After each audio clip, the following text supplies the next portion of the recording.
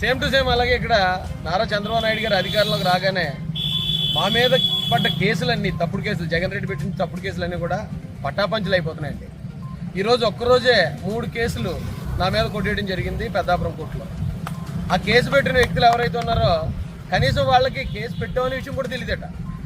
ఎందుకు అని వాళ్ళ ఇంటికి వెళ్ళి సంతకాలు తీసుకుని ఎఫ్ఐఆర్లు వేసేసి కోర్టు పంపించారు. అంతే నన్ను అరెస్ట్ చేసింది కూడా ఈ పెద్దాపురం కేసుల్లోనే.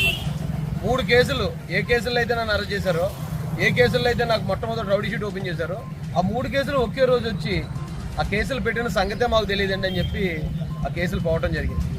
నారా చంద్రబాబు నాయుడు గారు గొప్పతనం అంటే ఎప్పుడన్నా నిజం వచ్చిందంటే అబద్ధం పటాపంచలు అయిపోతుంటానికి మొట్టమొదటి నిదర్శనం ఇది. 30 కేసులు పెట్టారు నా మీద. దాదాపు ఇప్పటికి 7 కేసులు 8 కేసుల్లో ఇలాగే వాళ్ళకి కేసులు పెట్టిన విషయం కూడా తెలియదని వాళ్ళు వచ్చి విత్డ్రా చేసుకోవడం జరిగింది. మిగతా కేసులు కూడా తొందరలోనే పోతాయి. దీనికి మొట్టమొదటిగా నారా చంద్రబాబు నాయుడు గారికి ధన్యవాదాలు తెలియజేస్తూ